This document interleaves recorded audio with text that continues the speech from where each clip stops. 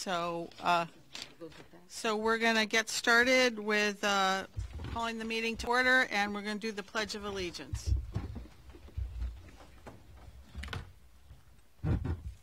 There it is.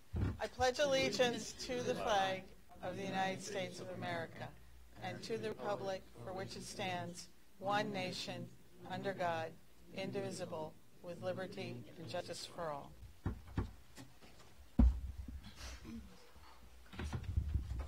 Thank you, everybody. The first order of business is approval of Board of Education meeting minutes, and I'll entertain a motion to approve the May 9th special meeting minutes. First, so moved by Paul, seconded. A second. Ilda. Any discussion? All those in favor? Any opposed? Abstentions? One abstention. Then approval of the May 9th regular meeting. Entertain a motion. So moved. Ilda. Moved. Seconded. Second.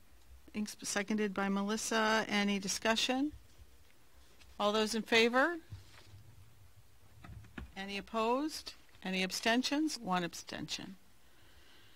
And then the minutes from our May 23rd workshop meeting.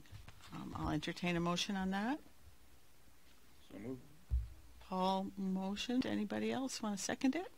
I second it. Thank you, Susie. Any discussion?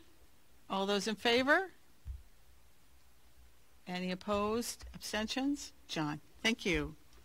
And now what's up is public comment. Is there anybody who has signed in on the public comment sheet that would like to speak to us? No sign-ins at this point. Okay, so we're going to move on to the superintendent's report. Thank you, Madam Chair. So, good evening to all of you. So I have the great honor to start with recognition and awards. And I want to start by recognizing an outstanding teacher of Windham High School, Mrs. Dara Bowen, has been a pioneer in many initiatives, such like the ECHO initiative, the magazine, the writing magazine, the writing center, and others. Today she's here with a couple of our students, Mrs. Chavez, Bayless, and Cruz, who will talk to you about the literary magazine and who was dedicated to this year and to the students at Parkland and to that situation. So I'll let you go ahead and speak about it. Okay. Mrs. Bayless and Mrs. Chavez is here, and Mrs. Cruz. Do you want to come up to the table? And you have to speak into the mic, please. Yes. Close your eyes. Close your eyes. And identify yourself for the audience, too. Do we need an extra chair? Here. No, you're not going to stand. Here you go.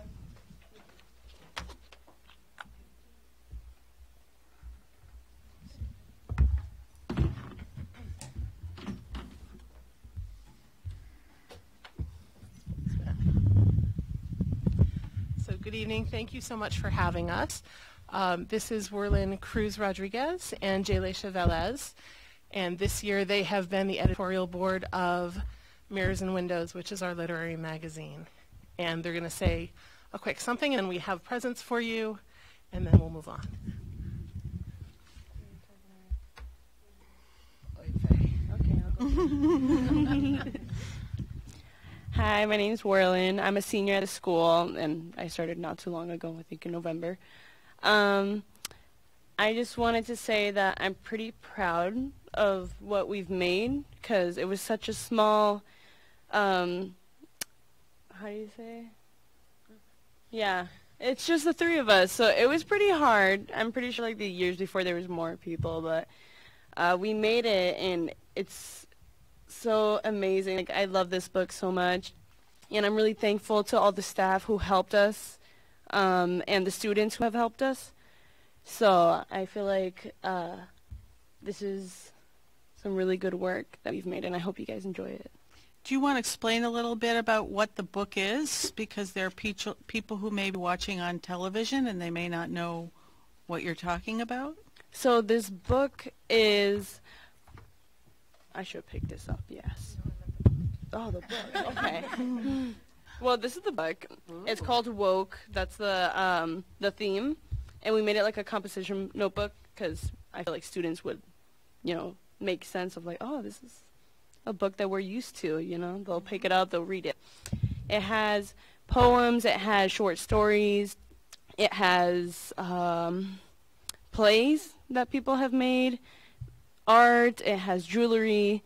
And it has photography. What else does it have? It has songs. Oh, the dedication. The dedication was towards, yeah.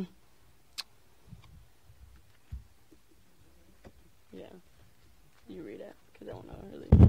Bring the mic up a little closer to you. Thanks. Okay. So this year's edition of Mirrors and Windows is dedicated to the memory of the victims of school violence everywhere and to the brave students of Marjorie Stoneman Douglas High School who responded to tragedy by standing resolutely against it. Jacqueline Corin, Alex Wind, Emma Gonzalez, Cameron Katsky, and David Hogg. They personify the need to be woke, and we are grateful for and inspired by their bravery and strength. Just show the page. So, Yeah, we got. Time Magazine allowed us to use their photo as a dedication for the book. Big shout out to Miss Shady for helping us with that. Big shout out.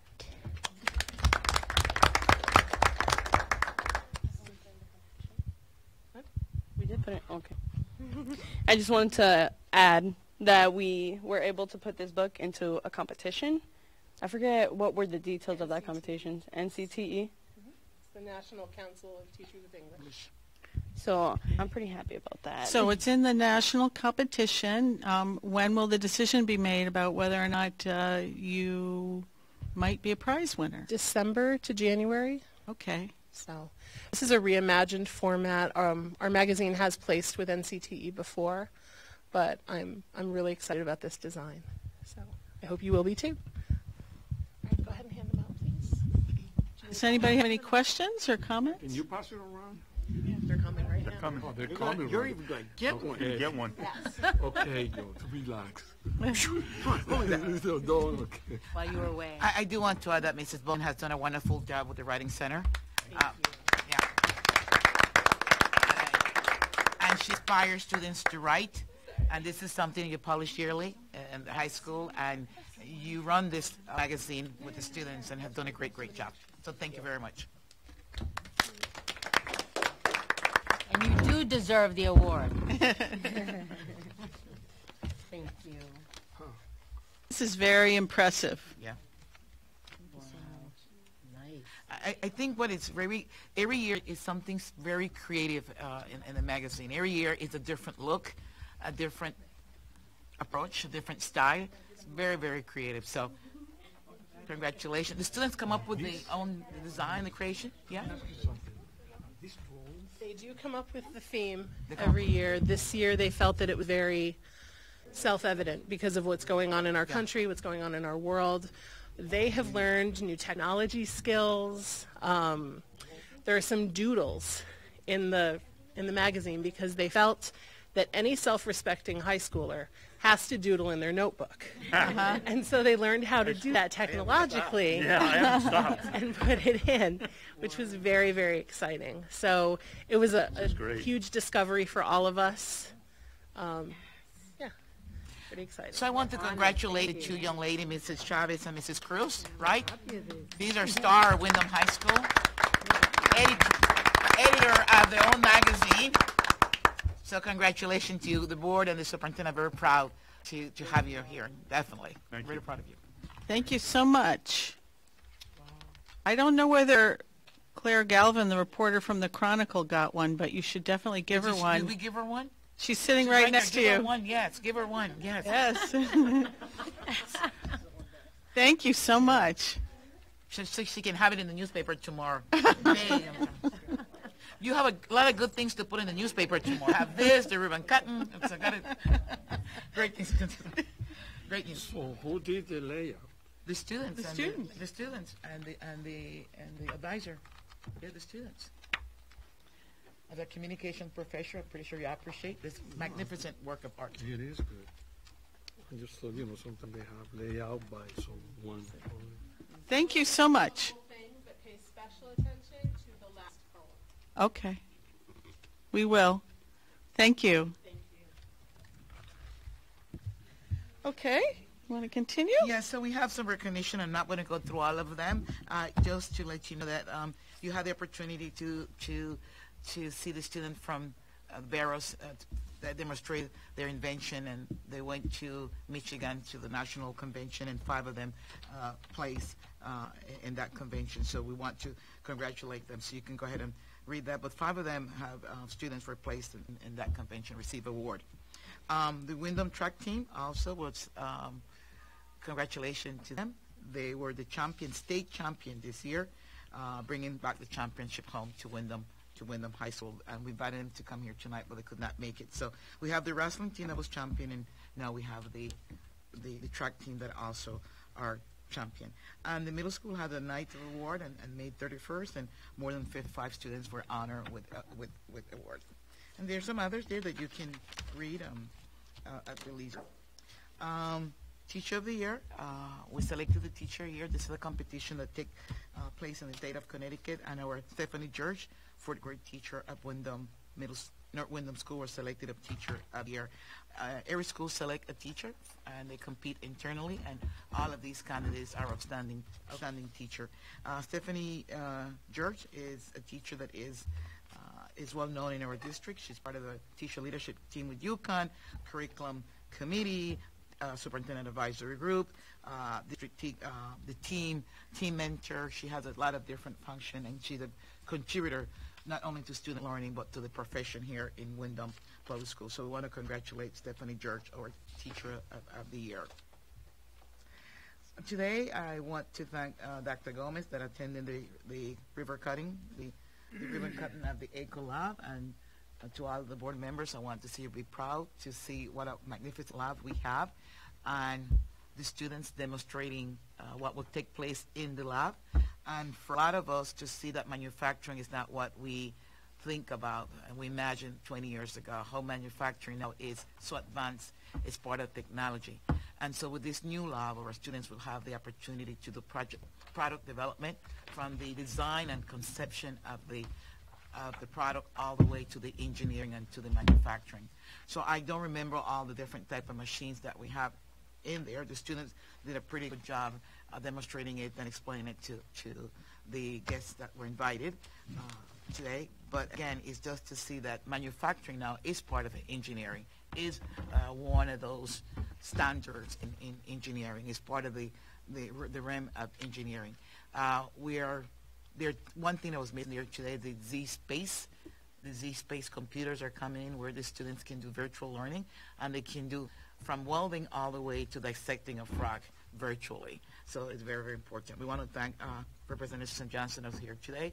Our town manager was here also, and different members of our community. And Clara was here today also. And we have a representative from Electric Bolt that also made it possible. They donated the 21 workstation that we could have the computer lab.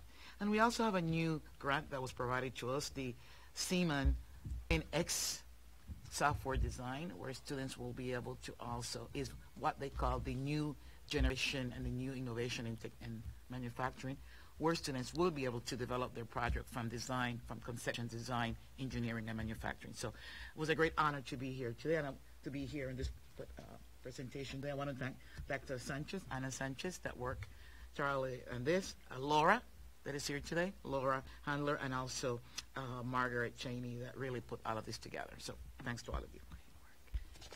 Great work. I was just saying that I was at a meeting yesterday with people from all over the state who were prize winners for these good jobs grants that are being done at in certain select, I think 8 cities around the state. And it was with the Federal Reserve Bank of Boston, and they were all talking about innovative programs to bring young people into the job force and give them good skills. And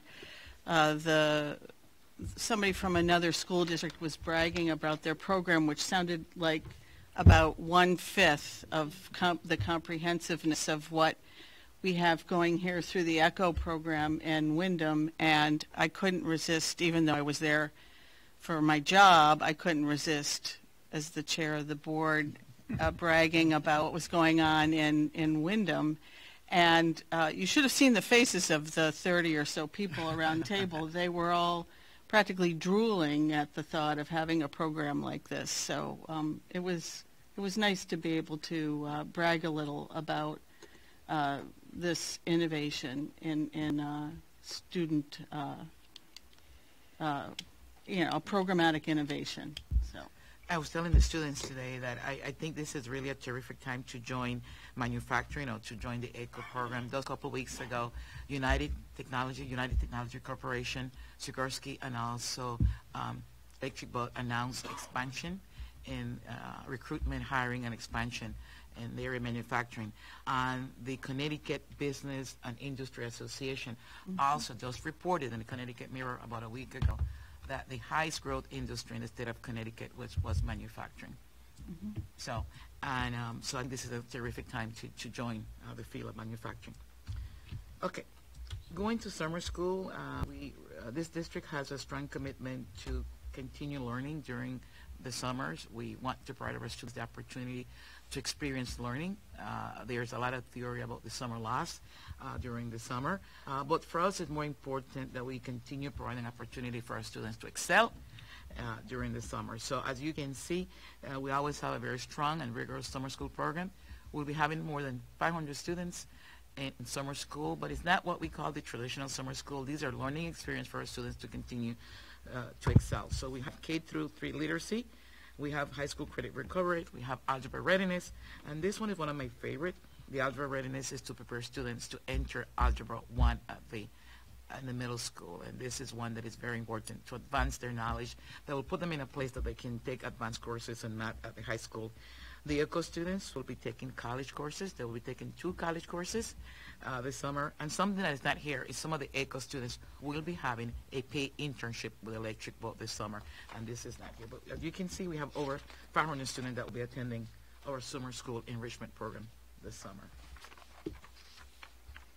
Just to give a little data on the curriculum, on the summer curriculum initiative that will take place, you can read this at your leisure. But as you can see, we have Leadership Institute, retreat for the administrator, from teachers and administrators that will be attending the Seedling Institute at Yale, the Social and Emotional Institute. We have a range of activities, curriculum activities and instructional activities that will take place, from curriculum writing to math curriculum, to assessment taking place, to restorative practice training. So we'll be very busy this summer with lots of people in different places gaining new learning that will come back to the district to implement all these initiatives. So just for your information, as you can see, we have a very short summer. So this is going to be exciting and I guess interesting. Does anybody, before you move on, did anybody have any questions about that long list of programs that are going to be offered this summer? No? Okay. We are used to having lots of things going on in the summer for teachers and students. And so, just for your information, we received, in addition to the donation that was given to us by Electric Boat, we did receive a grant from the Siemens Partnership Academic Program, and their donation enhanced what we have in the lab, and the donation was the NX Design software, and that's the design that I want to help the students really to develop a product from the design, the conception, the manufacturing. According to the research, this NX software is the latest resolution or the latest technology in manufacturing. So our students will have the opportunity to experience the latest technology in manufacturing with this new design, with this software that will be placed in the lab. So those are the information that I have for the board, information item that I have for the board. Any questions on any of that? Anybody had? Okay. Welcome, Tracy. I'm sorry. I know you were coming from another event. I was at Joe Tominelli's very last last music concert ever. So. That's a big deal. That is a big deal. Thank you. So we're just finishing up item number 5A on the agenda. Thank you. And we're going to committee reports. And did somebody get a book for Tracy? The book that they No, I didn't grab it. handed out? Here's an extra one. Oh, okay. Doesn't matter. I can get one from Dara too. It's fine. Okay. Wonderful. Thank you. You missed their report, but it was wonderful. Sorry. So we're on to committee reports, and I'm sorry. The first reading of the revised policy number 5113, students' attendance and truancy. That was sent to us Yes. in the packets. Yes, on page Everybody 23. has that? Does everybody have it? All right. Yeah. So we've revised our policy to be with state standards to say 5 through 18 instead of what we originally had, 5 to 16. So when That's you what we read changed from read 16 through to it's the stuff that's in red in the program. We don't have to take action on it today, but that's the one change, right? Yes. Yes. Thank you. Any questions on that before we move on? Okay, so we're on to committee reports. Dr. Sewell is out of state at an event today, and he probably said he probably wouldn't be back in time for the meeting. But is there anything that anybody on the Finance and Audit Committee wants to report? I know the meeting was canceled. That was going to happen earlier today, I think it was. Yeah, it was Yes. canceled. I think there's been a meeting in a while. Is there nothing that we need to do? We usually do like monthly approvals. Dr. Garcia is supposed to let us know where the $20,000 that we used for the Barrows Lottery came from. We haven't heard any of that stuff. It's been a while since there's been a finance committee meeting. I think we have the last meeting where we did the transfer. I can't remember the exact date of the meeting with the transfer. You didn't have one this month, but I think you had one last month. Yeah, you had one last month. But would you like? We'll get you an update on Yeah, that. he had one last month. With the budget impending, I mean, I have to say that I was a little bit disappointed that there was a list, and Dr. Garcia emailed it to us after, but there was a list given to the Board of Finance on where cuts were going to come from. It was given to the Board of Finance before any of us saw it, or there'd been any communique with the rest of the board, and that was disappointing for me.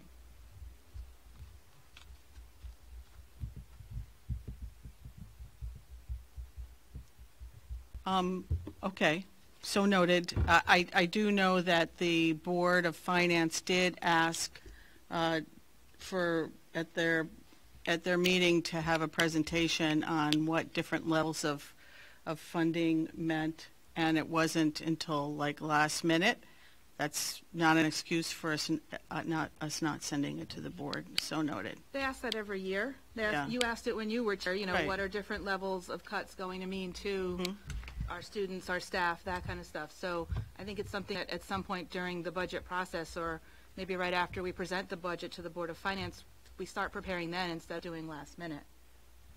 It's been asked for repeatedly. So somebody put on Facebook that they were cutting all the librarians from all the elementary schools, all the non-certified librarians, and people started asking me why they were doing that, and I Right. didn't even know about it. I found out on social media. Well, the thing is that we stressed no decisions were made. This was all hypothetical, and that the board would make final decisions on things once we had a final budget.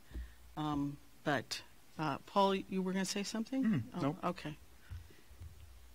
I do want to say something. Go ahead. I do believe that I emailed the board, and I can't remember the exact date, and said I will be meeting with the administrators, and I will be meeting with the union presidents to discuss to see their feedback and recommendation to the cut. But because I don't have a meeting with you, I will not present it to them. So I apologize if I did not send that, but I did email something. Yeah. You did send an email. I think it Yeah. was like on a Friday. Yeah, that I was meeting that Monday. That you were meeting with staff on Monday to talk about where there Their might be suggestion, some right. savings. Yeah.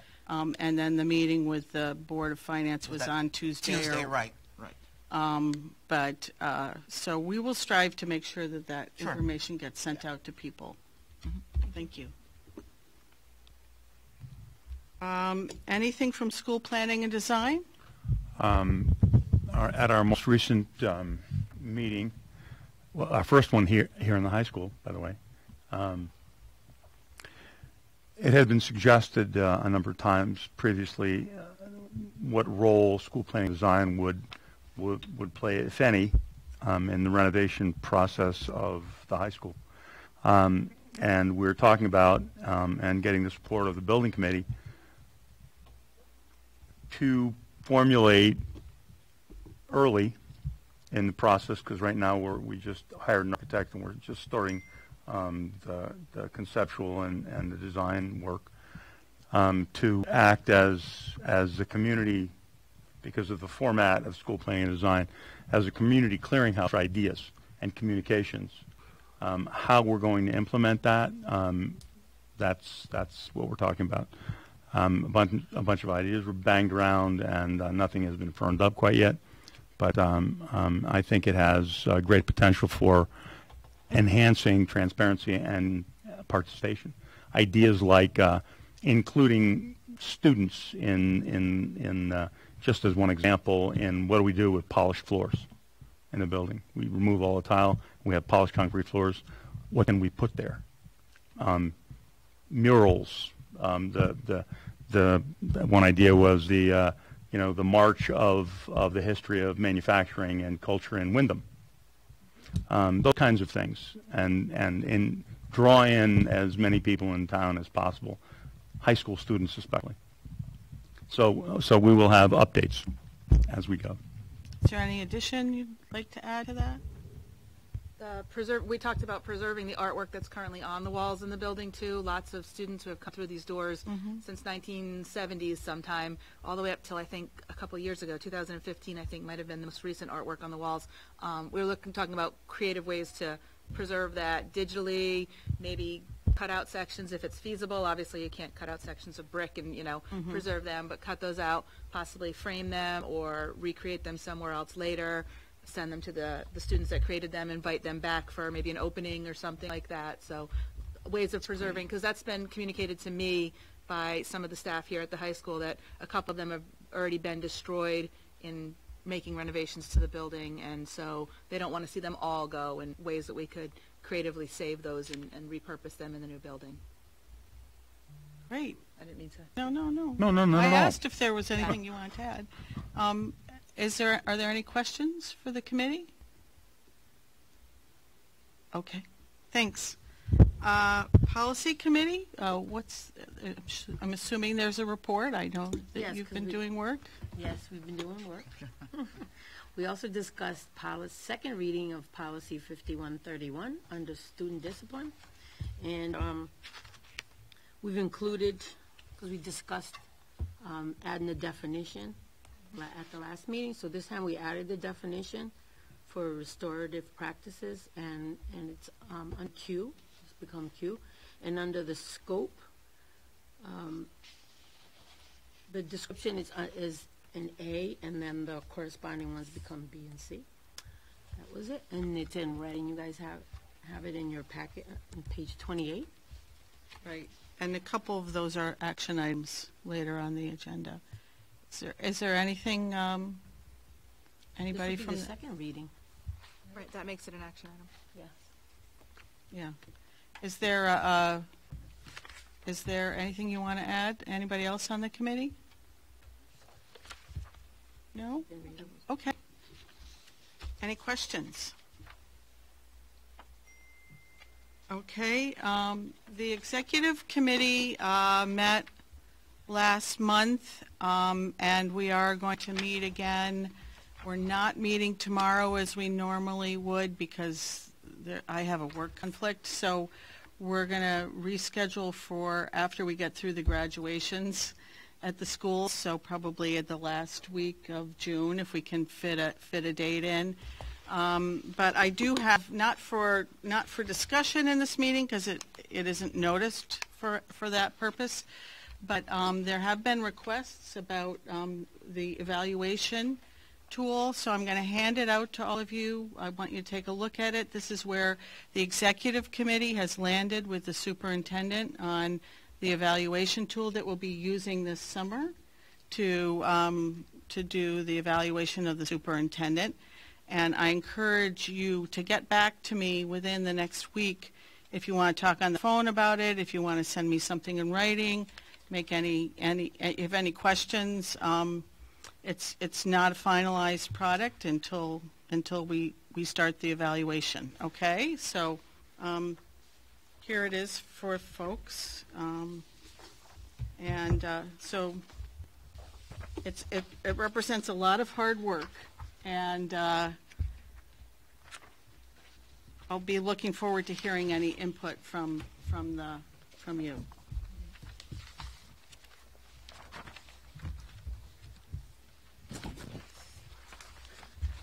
This is not a public document at this point, so I'm asking folks to. No, if you handed it out to our Oh, we've board, handed it. Okay. it has to be a public document. Okay. Legally, it can be FOI'd. I'm not going to share it with anyone, but legally it's FOI'd. So. You're right. But I don't want people to be sharing it and saying this is the final thing. This is close to final. This is what we will be using. Okay. Unless I get more input from you all before we finalize it. Okay. Thanks. Any questions? Okay. Discussion items. We have 2 discussion items today. One is the one-way dual language program, and the other is any discussion we want to have in light of the budget referendum yesterday and the fact that the budget didn't pass and we have to go to another referendum at some point, and it would be helpful to hear any discussion that you'd like to have on that this evening. I'll wait till we get to that item on the agenda to tell you about my discussion with the chair of the Board of Finance. Why don't we start with the one-way dual language program, and I see there's a presentation here. Yeah. So there is a tremendous need in the district to really redesign and revisit our bilingual program in the district. As you know, we started transitional bilingual 3 years ago. The benefits of bilingualism are numerous, and I'm not going to stay here and discuss the benefits of bilingualism, but you guys understand very clearly that not only there are benefits in culture and social behavior, but also in academics. It's well documented in the research, the benefits of bilingualism, not only here, but across the world. We have an excellent program that is a dual bilingual program in the district that is a highlight of this district, and also that shows the performance of our students that are in the Compañeros program as we compare to other students in the non-Compañeros program. But we know that the transfer skill from one language to another language help our students to perform better later. Recently, we had an influx of students coming from Puerto Rico, and there is a need to really enhance their language skills, not only in English, but also in Spanish, in order for them to have a better transition and be successful. So we are looking at creating some structural changes or revision in our current program that will make the program much more successful for students and for the district, and much better result that will impact their academic achievement and their behavior, their culture, and social behavior. So today with us is Dr. Aratna Mudambi, is our Director of ESOL Bilingual Education, and she's going to present to you our proposal to have a one-way dual language program in Sweeney, Natchog, and Windham Center. These are the schools that we're seeing the largest influx of students from Puerto Rico coming into our district. And she will tell you about the purpose and the benefits and what the implementation would look like. Ratna, it's all yours. All right, thank you. I'm Ratna Mudambi, as Dr. Garcia said, and I'm really excited to talk to y'all about, I feel like I'm hearing myself. Should I move away? Okay. So I'm really excited to talk to y'all about our plans for a one-way dual program. I'm still hearing myself. Should I? This side? Stand on the other side. There we go. Okay. That sounds better. All right. So I'll start off talking just about the programs that we already have in our district for our English language learners in our elementary schools. So currently we have a push and pull out program. So this is where our ESOL teachers, they go into the classroom and they'll help out the students who are English language learners, or they'll pull them out from the mainstream classroom and they bring them into their room and work on English language skills, acquisition skills. We also have our transitional bilingual program, which Dr. Garcia just talked about. And of course we have our compañeros program, our two-way dual program. So what we're looking to do is move our transitional bilingual program, restructure it into a one-way dual program. So that's our purpose today. So let's start off with just, what is a one-way dual language program? So one-way dual language programs are bilingual programs that provide instruction in two languages. In our case, it will be Spanish and English. The only students that are being serviced in this are our English language learners, and specifically those who speak the minority language that is being taught, in our case Spanish. And in a one-way dual program, our aim is not to transition from our bilingual program into English-only classrooms. So the goals of a dual language program is basically ABC. A being academic achievement. We want them to have high academic achievement. We want them to achieve bilingualism and biliteracy. And C, we want them to achieve sociocultural competence, which is so important in our increasingly smaller world. So why? Why are we doing this? So if you look at what the research says, this is published by Tom and Collier. So this is where the dashed line right here is where the average monolingual English speaker is performing. So if you see, these are the different ESL programs that are out there. And these two lines represent the only programs that actually close the achievement gap. The top program here is a two-way dual program, which is our compañeros program. And the one right below it is a one-way dual program, which is what we're looking to implement. So we definitely want our kids to close that achievement gap. So we're already seeing in our own district the results of dual language programs. So right here you see the green represents third grade in 2014-15. These are the same students when they were in fourth grade and then in fifth grade. So if you see compañeros in third grade on the SBAC, they were performing below the district. But by the time they get to the fifth grade, they're outperforming the district slightly. So you see a tremendous growth there. This is cohort for grade 3 in 2015-16, and you see something similar where you have only 23% who are achieving 3s and 4s on the SBAC in third grade. By the time, this is less than the 34% in Windham Public Schools. By the time they get to fourth grade, they're outperforming Windham Public Schools. Right here, you see this orange line. This is our compañeros, our two-way dual program. And again, the growth trajectory is faster than the districts. And same with our 2015-16 third graders. So we can see the benefits of dual programs. When kids become bilingual, there are a lot of benefits, including brain-based cognitive benefits. Some of it is executive function. They have a greater ability to concentrate, which really shows up in adulthood. Greater task switching abilities. Research has also shown us that there's a faster recovery from strokes for the people who are bilingual. And there's also, this is much later on, of course, but slower manifestation of Alzheimer's and dementia once the disease, after the onset of the disease.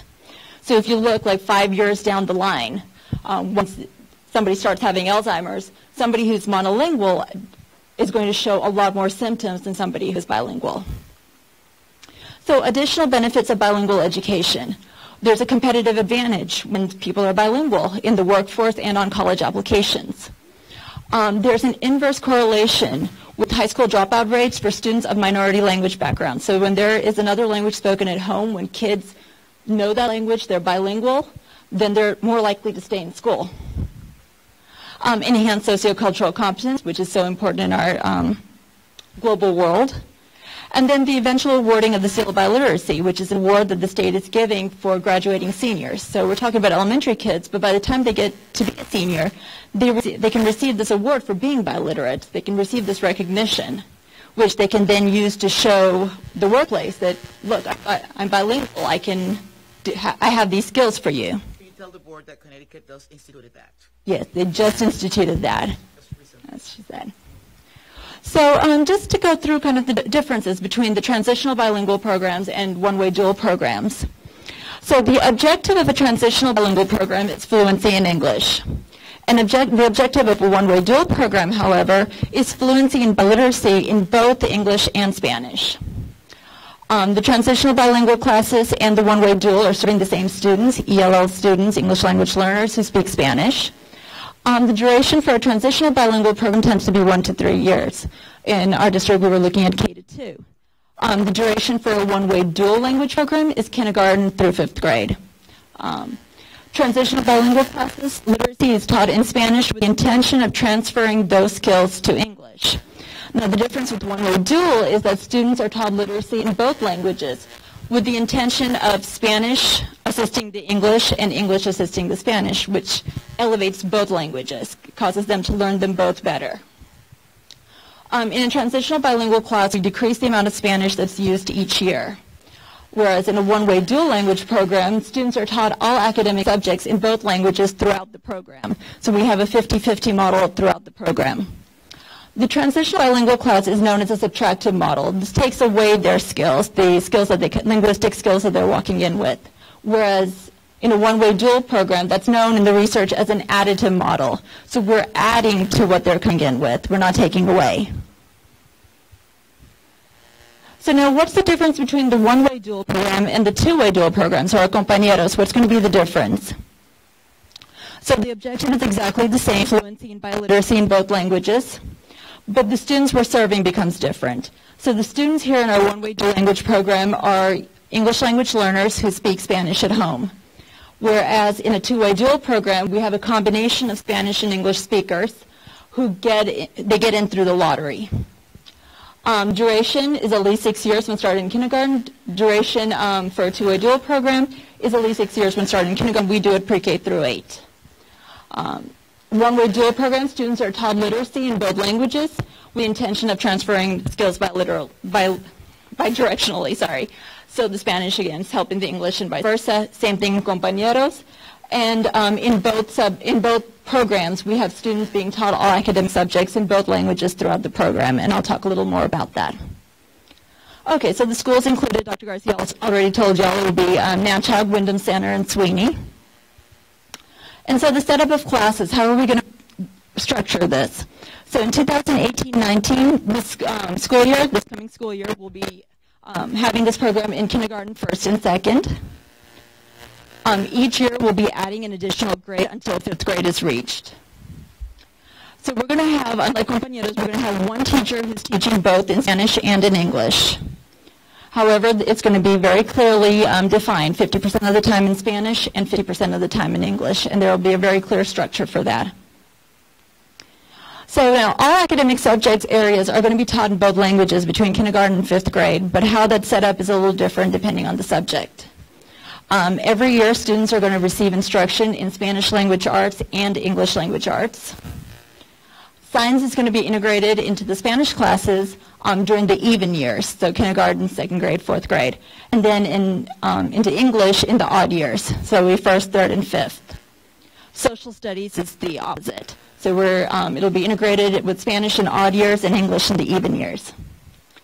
Math will be in an alternating 5-day language cycle, so for 5 days they're in Spanish, for 5 days they're in English. And then during specials, students will be integrated with their monolingual English peers. So up to here, everything is exactly the same as compañeros. This one is different for a one-way dual program because you have only Spanish speakers, ELL students in the classroom. So this program has had success in other places. So here are some elementary schools in Texas that received distinction for closing the performance gap, largely due to their one-way dual program.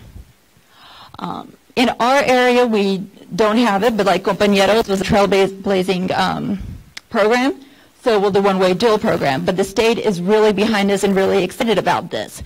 So I know y'all have it in front of you. Please allow me this to be able to read this to y'all. But this is from Megan Alubiki, who is the English learner consultant for our state, and she sent me this May. And she put, as we discussed this morning, the one-way dual language program that is beginning in your district is additive in nature, so we're adding to. And students will not be mandated to the programmatic time limit that is mandated for those students participating in traditional bilingual programs. So they're allowing us to keep this going.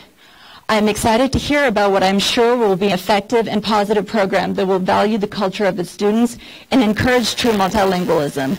Please do keep me posted. So we really have their support for this because it is research-based and it's been proven to support the students. So, any questions? Yes? Yes, sir. Go ahead, start. You, you might want to talk into the mic so the TV people can hear you. Yeah, I wonder, I'm curious about the Texas experience. When he says, you know, that distinction for closing the performance gap, did they narrow the gap or close it completely? They narrowed the gap. Okay. Okay, that was my question. Thank you. So this was for 2017. So these are the places that are narrowing the gap. Anybody else have a question? Tracy? You were talking about every other year doing different, like science in English versus science in Right. Spanish. What do you do about students that come in and out of the program? Because that transiency has been an issue with some of our Right. programs. We've noticed it with Compañeros. We have 400 kindergartners, but we only have 40 eighth graders. I'm just throwing numbers out there, but there's attrition through that program, and I'm concerned if somebody leaves a program or comes in and hasn't gotten that year in the way they need to, and they leave the program or something, that there's a conflict once we get in a regular classroom or another district. Okay. So this is going to be our program for new arrivals. So we do have to give them that extra support and the interventions that they need. So there will be that additional support to make sure that they continue moving forward. So it's only for new arrivals? No, it's not only for new arrivals. It's for any student who is ELL and has Spanish as a background language, home language. But then if we have kids who are coming in the middle of, let's say, third grade, they come in, right? So they'll still enter this program, and we give them that additional support that they're going to need. If they enter and it's science in English that year, Right. and they're not speaking any English, how So are we going to help them adjust to that? So during that 50% of the time, we're going to be putting in a lot of those strategies for English language learners. We're also going to be providing them intervention to help them build. And so then as we continue to build their Spanish, so we're assuming that the kid who doesn't speak English most probably has had education in Spanish. So we're going to continue building that so that they can learn English quicker, because those skills are going to transfer back over. And how are we on getting staff for this? So I can answer that question. That's been traditionally a hard time to keep and So let me go back and say that this plan is very thoughtful. We had spent lots of time discussing, looking at the research, meeting with the principals, and also discussing with Dr. Gladys Lava, professor at the University of Southern Connecticut University and UConn, that have done research in one-way and in two-way dual language. So we had spent a lot of time looking at pros and the cons and how we move the barriers to the program. So staffing is an issue. And we have been lucky this year to repurpose staffing that we have in the district that are bilingual and can get certified and want to do this. We have recruited from outside, and I was very impressed to see that we recruited several staff members already to do this program. But more importantly, because we're planning to increase the program every year, we're going to grow our own. And so we're working with the Relay Teacher Alternative Program. And remember that we said we have lots of people in the district that do not have a teaching license but do have a degree. So this year we're sending 2 people to the relay program. Next year we already have 2 selected to attend the relay program. So we're planning that every year we'll need 2 to 3 more teachers. And so we already have the ones that will attend this year in September, plus the one that was scheduled to attend already in 19. So we're planning ahead. So recruitment has been very beneficial to us. I think we're only missing 1 teacher, Darlene. There's only 1? Correct. We have filled All of them. all of them but one. But 1. in all 3 schools. In all 3 schools. Okay, good. But 1. Very good. But 1. That's just been historically getting and Yeah. and retaining them has been Yeah. a huge concern, and I want to make sure we don't start another program that we can't have staff for. But I think more importantly is that we're planning for the years to come. And this year we're sending 2 to relay. Next year we're sending 2 to relay. And so to get ahead of the game. Thank you. Are there any other questions that anybody has or comments? I do want to say that the state of Connecticut and Southern already want to come and do research here on this project. And we said, no, wait a little bit. But they want to come and do research already. And the state is very, very happy that we're going in this direction. How are you feeling about it, Dr. Mudambi? I know you read us that quote, but... I'm definitely excited because this is where I actually started my teaching career. I was in a one-way dual program, and I've seen the success. Okay, so you have experience with it. That's helpful. Yeah, Dr. Mudambi is fluent in Spanish. I know that, Oh, but she's but I fluent in but, Spanish. but I didn't know that she had experience in a one-way dual. Yeah, language. she's fluent. No, that wasn't the question. The question was, do you have experience in this type of program? So We got started down in Texas, where I'm from. You can Okay. tell by the y'alls. yeah. And in Miami, tell them you taught bilingual in Miami too. One way in dual language. Thank you. Thank you. Great job, Aranda. Good job. So one of the objectives of the superintendent and our cabinet is that every month we bring you some information about the initiatives that are taking place in the district to keep you informed and for you to ask questions, but more importantly, to get your feedback about what is taking place in the district and how to pursue. So this will be something starting in September. We welcome your question, your feedback. Very good question, Mrs. Lambert, particularly the staffing, because yes, that's a very crucial one. But I think we feel very optimistic, right, Tracy, about this and Aratna. The principals are very, very on board. Tomorrow we're having a meeting with the companies that will provide us the resources, the basal, et cetera, et cetera.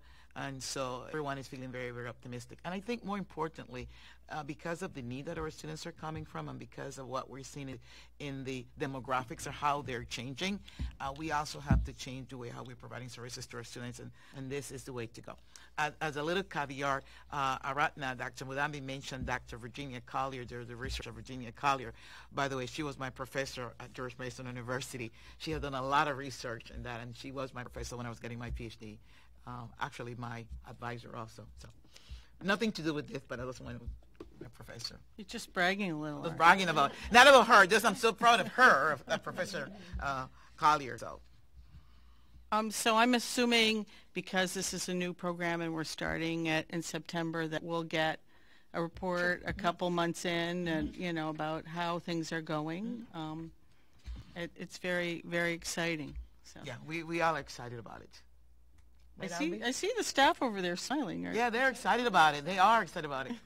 Yeah. They're excited because it's the end of June. Right. They don't actually stop. No, I know. Okay. So as I said earlier, I just wanted to put on the agenda. We didn't know last week when we put the agenda together what the outcome of the referendum would be. But in case you've been in a black hole for the past 24 hours, last night when they closed the polls, the town budget and the Willimantic taxing district budgets passed, but the Board of Ed budget failed by 72 votes. It was 767 yes and 839 no. So now we're in a situation where we have to begin to make plans for what's next and how we're going to get a budget passed. I had a long discussion with the chair of the Board of Finance last evening, and he informed me that they will be meeting next Wednesday, and they would like to hear from the Board of Ed if we have any thoughts. Preliminarily, he is not thinking of making much of a cut to the Board of Ed budget, but he hasn't settled on what he's been talking to his fellow Board of Finance members about this. For people who are watching, the decision about what that bottom line number is comes from the Board of Finance, not from the Board of Ed. There's also another question that I want to put on the table and would appreciate any input about when to have the next referendum. He has been thinking, based on past experience, that they would like to schedule that for sometime in mid-September after everybody's back to school. Another topic, though, that came up for discussion last night is that unlike in previous years when we've tried to pass a budget in the summer, and that's a troubling time sometimes, we must remember that on August 14th there's also already going to be primary.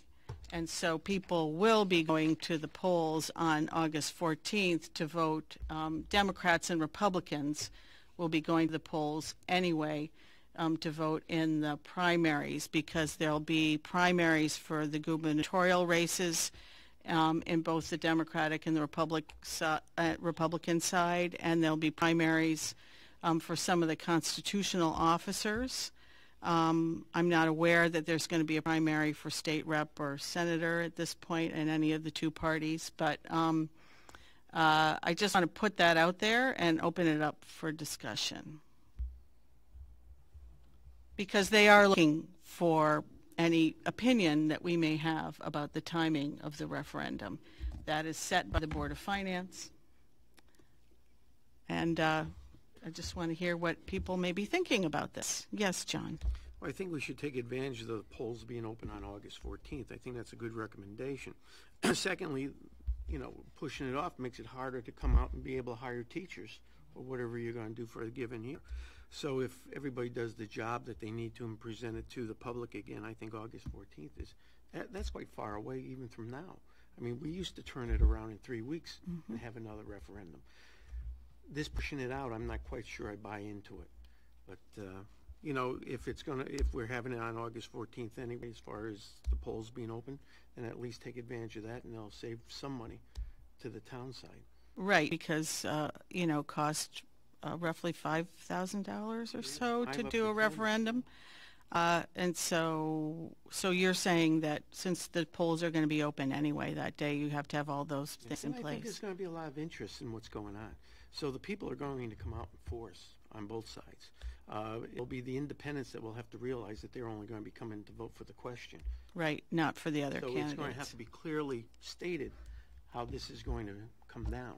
Because if somebody and they do that, a lot of people do it anyway, they want to come in and vote for a certain person, it's not their party. That's just a typical thing. But if we make it clear that the independents are welcome to come and make sure they do come out as much as they can to vote on the budget would be imperative. Anybody else have any thoughts? Well, I do agree with Mr. French that, since people are already coming out, why don't we just add that to it? But I also am concerned with the teachers and the parents who travel for the summer, who won't be here for that. You can vote absentee. Yeah, that's true too. So maybe we should consider August 14th. I would agree with Mr. French. Unfortunately, that dynamic has been proven over and over, that when there are constitutional officers being elected, more people go to the polls, and that has far less impact on their lives than a referendum vote. Mm-hmm. You would think it would be reversed, but it's not. The referendum draws far fewer people ever, no matter the time of the year it is. So I think taking out to September is problematic in this case. So we should include it on that August vote. Anybody else have any thoughts on that? Yes. I understand fiduciarily that that's the best time to do it, and I'm totally in agreement with the conversation around the table. The problem for the district is, and we're the only budget being voted on then, is that we can't educate parents to come out and vote other than social media and maybe a mailing home, because they're not in our buildings. They're not paying attention to school. Some of them aren't even thinking of back-to-school sales, despite the fact that, Staples and Walmart already has their stuff out in the aisles and stuff like that. They're not thinking about back-to-school. So while in the past couple referendums, parents haven't come out in hordes to support their education budget, that's just another obstacle we're going to have to overcome at that time of year. That's all. I just wanted to put it out there that the stickers that we put on the students to remind them to vote, not how to vote, but remind them to vote, the phone calls home, seeing people in the halls, the end of the year things. I read the Dollars for Scholars scholarships the other night, and at the end I said, there's a referendum tomorrow, and I'm just leaving it like that. Because I was in a school building, even as a parent, I just left it like that to kind of remind people we don't have that venue on August 14th. So that's something the district's going to have to work harder to find a way to outreach to families to remind them theirs, because they can't advocate either way for the budget or against it. So. Not being pessimistic, but if it fails again in August, can we come back and do it quickly in September? Yeah, Yes. 3 weeks. You can turn around in 3 And week then cycle. Yeah. so that would be there. Yeah, you just have to have the Board of Finance is the board that sets the date, but, Well, we have 2 members that used to be there, so we know Right. that we could turn it in 3 weeks if we need right. Why not? There's, the legal requirements and whatever, but, yeah.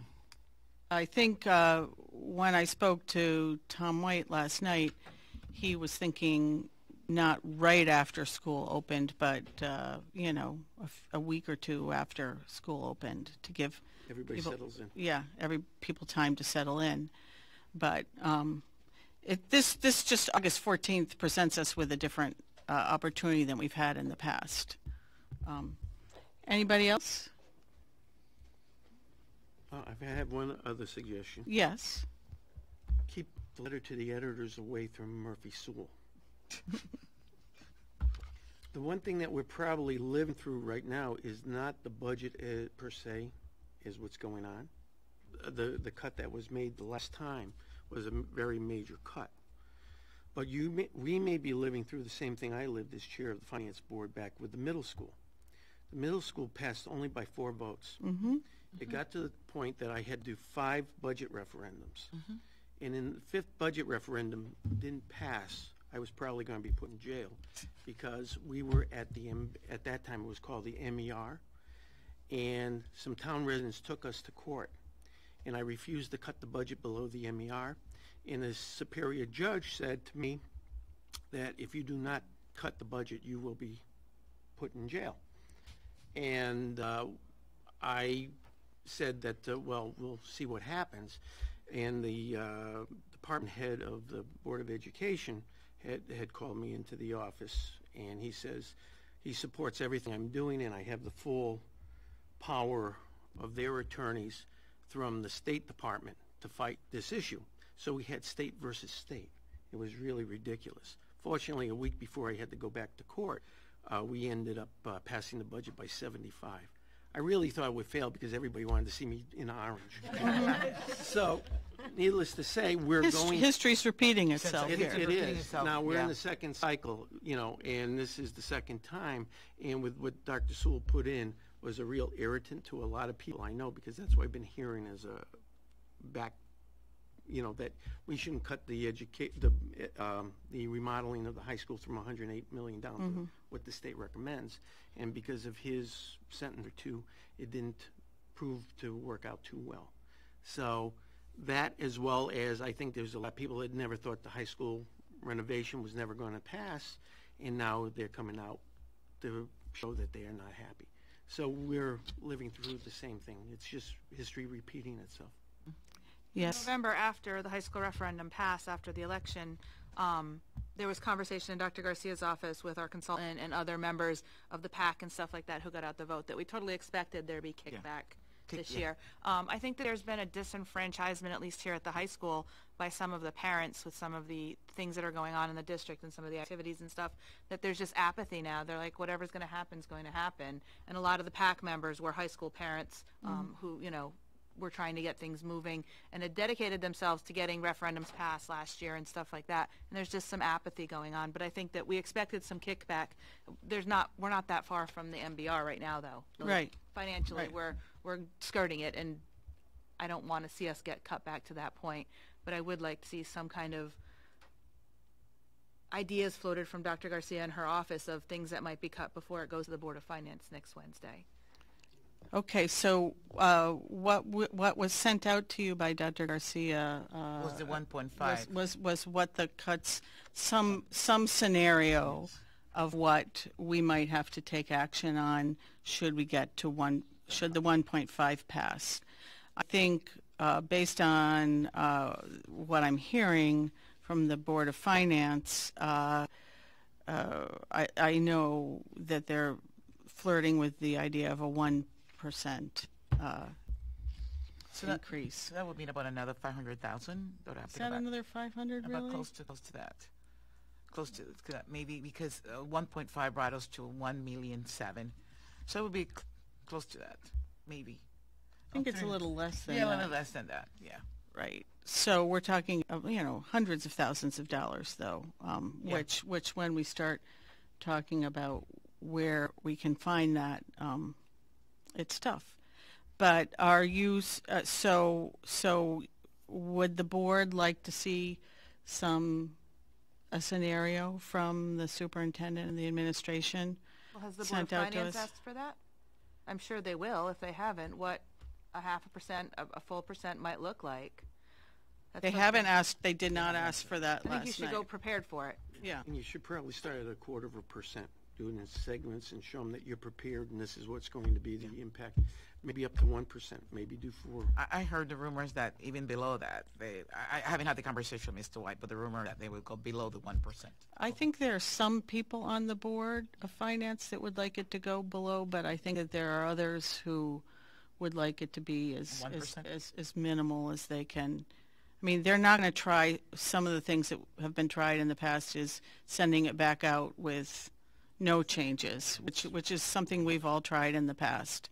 They don't seem to want to do that.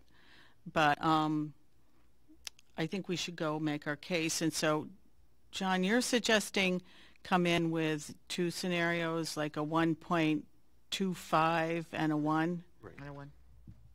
I think that would be somewhat doable for both of them. Plead your case and let them go on that.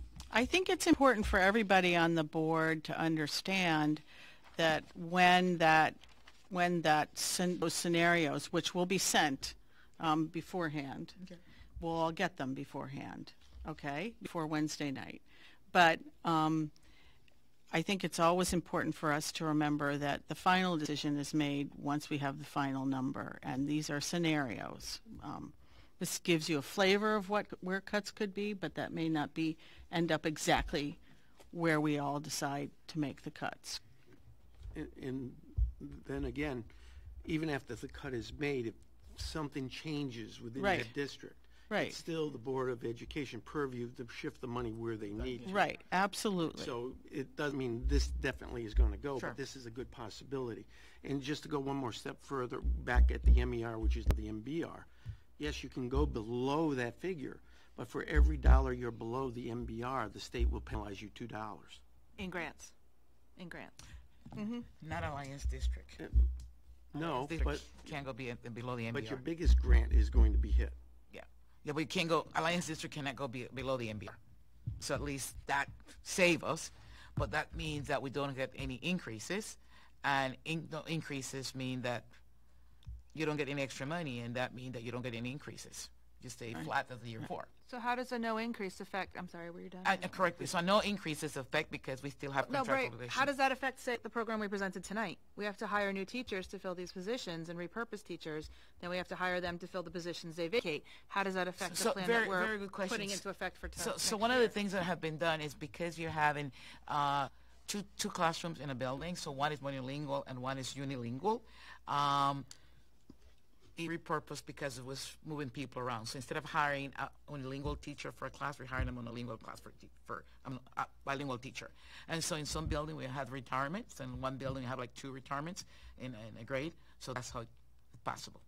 How does that affect class sizes? If you have a small number of children going into that one-way program, is that going to increase class sizes significantly in the other English-speaking classroom? At this particular time, we are close to both of the same numbers at this time.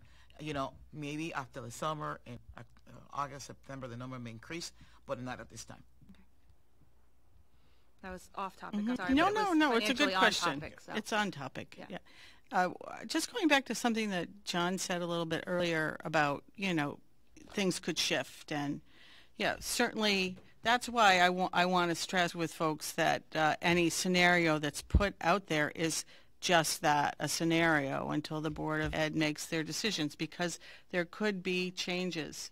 There have been times, say, when I was on the Board of Selectmen or the Willimantic Taxing District, and we had cuts that we knew we need to make, and sometimes we deferred making some of those cuts until we were further along in the year to see how some things shake down too. So you may end up needing to make cuts in a slightly different way than you originally thought. There are options open to us, but we're going to have to get very creative if that's the lot we're given. A 1% or a 1.25% that gets passed by the voters, everybody better be prepared to be as creative as we possibly can. And I think, is it fair for me to say that we all have a commitment to keeping the cuts as far away from the classroom as possible? I would go one step further and say, rather than philosophically away from the classroom, away from programming. Mm-hmm. So anything that impacts learning. Mm-hmm. So that tightens up the umbrella of how far you're willing to go, how close to the classroom you're willing to go. As a board member, I'd be I'm very unwilling to get close to the classroom. If all the work we've done over the past number of years is down to giving people who are not educators, who are not in the Board of Education, scenarios in which they get to pick and choose how far they're going to cut and say, well, that's not as important as that. I don't know how to articulate it, but I think it's pandering to and setting a very unhealthy precedent for education. I think organizing and getting the vote out is a stronger message than playing that game. Now, I think John's not incorrect in terms of the other side of the political options is to have a relationship with the Board of Finance. We unfortunately have a Board of Finance, but I think Tracy talked about the PAC and political ambivalence. PACs made up of people who are not professional organizers tend to do that. They get excited and on a particular issue. They're volunteers. And then they're volunteers, and then they drop off because it's difficult. It's difficult, painful work. But I think thinking, as you said, thinking creatively and globally, rather than looking at specific way of slicing up our educational programming is harder, certainly. But and again, that tactic of waiting a bit, before we actually make cuts, but hard stuff to deal with. Yes. Okay, I'm going to speak just the way I see it. I think we need to reflect on what really happened yesterday, because I don't think, we may reduce the budget to 0, but people who came out didn't come out because it was 1 or 1.5%. They came to say no. Mm-hmm. That's the way, my personal view on this. So just reducing by 0.5% or even by 1% is not going to make that people say yes. So we really need to reflect on what happened, how to address the real cause for that no. If we don't do that, it doesn't matter how much we reduce. That's my take on this. Yes, John, do you want to say something? I'm going to bring in more. I think it's not just the Board of Education.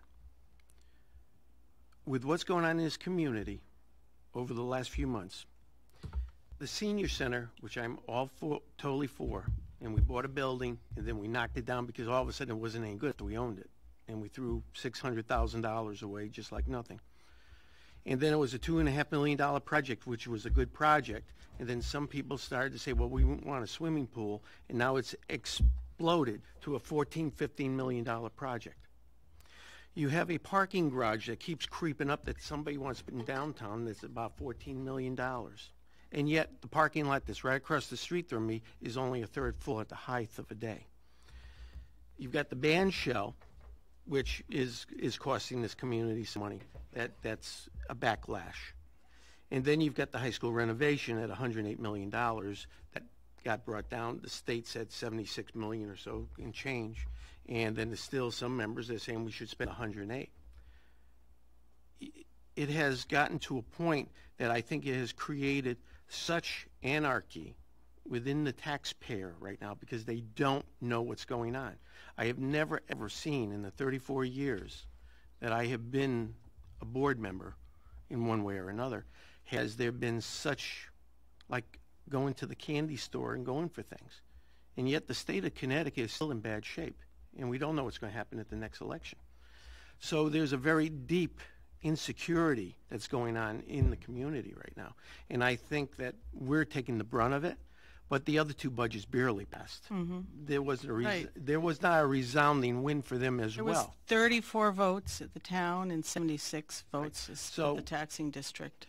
My thing is that I'm seeing, and I have great concern where the direction of the town council's going because they're just Okay, but we're not going to go no, way into but that. I'm saying the philosophy of what's going on in the community, where you just all of a sudden say, I'm going to throw $10 million at a project.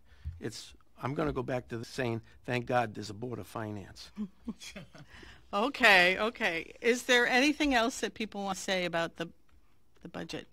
My assumption is that once we find out where they land next week, we'll get together and we'll talk about how to make sure we get people out to vote yes. Yes. I know we have constraints about what we can do officially as the Board of Ed, but people may have ideas. So, any further discussion on that? Anything anybody want to bring up? Okay. We have a couple of action items on the agenda. They have to do with the policy committee. The second reading of the revised student discipline. Yes. So, as I said earlier, we added the definition in for restorative practices, and it's now listed under Q. And we also, under the scope, we implemented that as A, and that was the only change. So the other corresponding letters became B and C. That's it for that. You like it? Well, that's for it, too. Okay. Everybody read it? Yes. Okay. So I'll entertain a motion.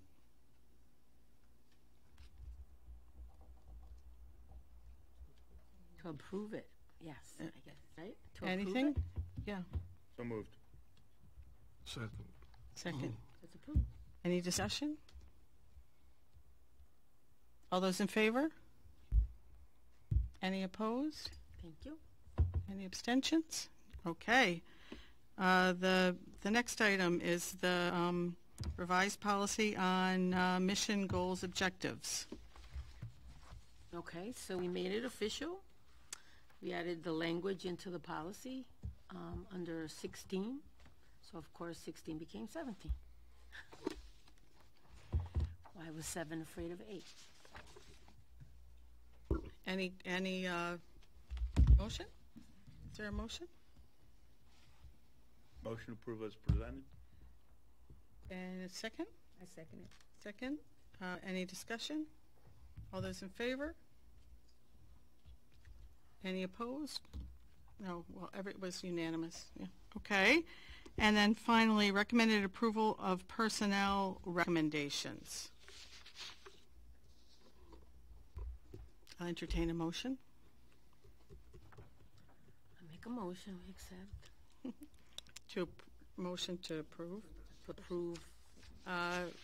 Is there a second? I'll second that. Are there any questions on that? May I ask a question? Yes. Mr. Camacho, District Family Community Engagement Officer, is that Bill's Yes. old position? Yes. I resoundingly approve that, then I think that was a spectacular choice. I think he'll be excellent at Thank you, Mrs. he has Lambert. great personality and Thank great you. community outreach, and I am thrilled that he is the person that got that position. He was out in the parking lot talking to someone when I dashed in here late, and I didn't know that I hadn't read it yet. I have to say, this last part I hadn't read yet. I worry about the policies because I don't want to approve anything I don't know that I'm approving, but I hadn't read the appointments, so I'm thrilled to see that, and I think that he will be spectacular. Bill's shoes will be hard to fill, and they are large, and Bill's outreach has been spectacular over as many years here, but I think that Mr. Camacho will be spectacular in that. I will let him know tomorrow, but I agree with you. I think if there's anybody that deserves this position is Robinson. I think so. And can we get an update, maybe in your weekly update coming up, of how many vacancies for the fall we have and what I'll our let plan you is know. to... The reason why I said because we don't have that many right now. Well, I'm actually concerned. I said to Geraldine, why we don't have vacancies right now. I think we'll get them after June. So that's the reason we haven't get them. We have a huge one with a principal that we have to make sure we fill, Mr. Cox. Yeah, I did tell the and board. that's not on here. Mr. Cox's isn't on here. We didn't put Mr. Cox in? No, the resignation. We didn't accept we haven't accepted his resignation yet, so that'll have to get. He sent his resignation. So we put it in the next one. We put it in It the came next to the one. board. Yes, She we emailed got us an and told us email that he was from resigning. her. Yes. Yeah, last week. Uh-oh, Geraldine's got the face, so. No, I can assure Mr. Cox has resigned. With the chaos that Barrows has had in its leadership since it opened, with the first principal leaving halfway through the year, and then Ms. Kiss doing both schools, I want to keep some stability So I there. can answer. Mr. Cox has resigned. His resignation is already. I'm sorry that it's not on the and this docket, but he has resigned. We already posted internally for a position. Internally, we feel that June is too late to go for externally. We'll not get a strong pool. That closes today, and we'll be looking at candidates the rest of the weekend next week. I just was worried because there's a big one like that outstanding there, and continuity in our buildings has been an issue in top leadership. I want to make sure that that building doesn't start to fall by the wayside. But also, we've lost a lot of talent this year in long-term staff, teachers, support staff, that kind of stuff. And those long-term positions are going to be hard to fill, and I want to make sure that we find good people and that we know we have an idea coming into August. We still have 35 vacancies or 3. There's a big difference. So, thank you. Okay, so we'll get a report when you have a better sense of where we're going to We're land. extremely low. I think we'll get them in July, August. Yeah, we'll get the budget approved. Well, when people see that we don't have an approved budget, they don't want to apply here if they might not get the job, or they might accept the job that a budget then can't support, and we have to let them go. So that's why I've got my eye on that. I've done this a few cycles at this point. Yes, you have. Any other comments, suggestions? I mean, not suggestions. Discussion on that item. All those in favor? Any opposed? Any? Okay. Unanimous. So that brings us to the final item on the budget, which is public comment. I didn't see anybody go up to sign up. Yes, John? Should I speak as to public comment? Yes, you may, if All right. you want to, as a member of the public. Thank you. In any case, it kind of saddens me that at the end of this month, I will be resigning my position on the Board of Finance. On the Board of Ed? Board of Ed. That one, too. I haven't been on the Board of I get Finance it. for a little bit. Wow. I'm still a Board of Finance member. I'm sorry. My wife and I decided that, again, what I brought up just a little while ago, but the financial insecurities of what's going on in this community over the last 6 months is I'm heading towards those years of possible retirement. That we feel that this is not the community which I was born and brought up in to stay. So we are moving out of the community probably at the end of the month. To say, and this is not a business plug, my business will still be in Windham, Willimantic, where it is on Church Street. My number is but it's just it just doesn't feel right for me in the mix of what's going on in this community, and I have to look out for my family, and so I'm giving up my deep roots. And again, it's I guess a lot of it's got to do actually with the political thing. I was very saddened. I'm going to bring up something that Tracy and Melissa and I brought up back a little while ago. And this is nothing against you, Miss Ray. but Melissa's been sitting on policy board. She's worked hard for a couple of years, and she deserved the chairmanship. My goal was always, as chairman, was the finance board, was the R&D stay outside that door, and the people that have worked hard should be the ones that are put into that position for the good of the community. I was very saddened to hear you say, well, we've got the power and control, and I'm going to do what we need to do as we need to. And yet, Melissa's still a Democrat. I can understand me being a Republican, former conservative Democrat for a long time. But I find that that's the taste that I don't like in the community.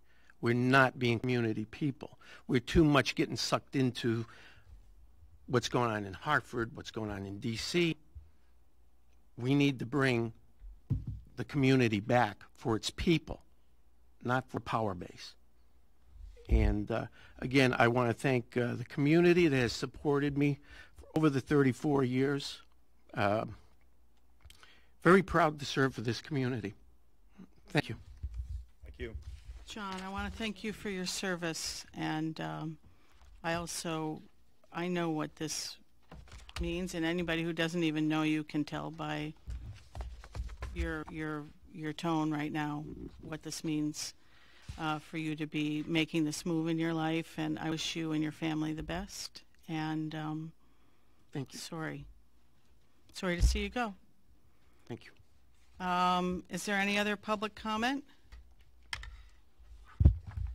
Okay, I'll entertain a motion to adjourn. Motion to adjourn. All was in favor. One thing before you all go away, have people let the administration know what graduation ceremonies they might be showing up at? Have people indicated that? Has everybody here taken a look at the list and let them know who's going to be where? Yeah, they can send us to Janet. If you haven't, please let Janet know soon because they start next Monday.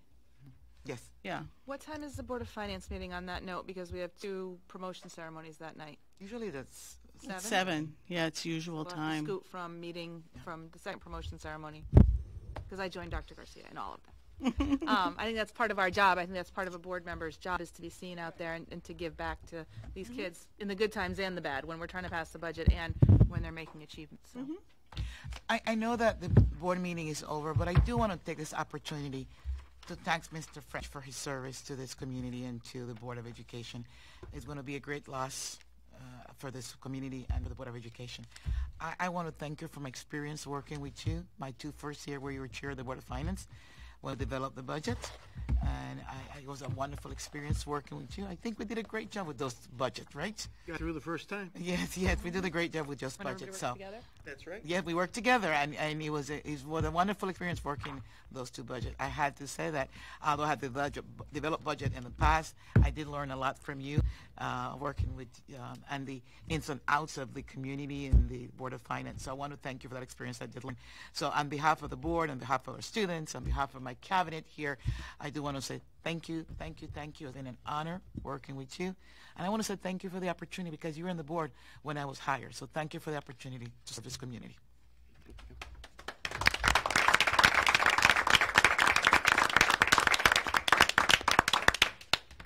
Thank you, everybody. And we don't have a workshop meeting this month. It's one of those months that we don't do that. So we'll see you again in July.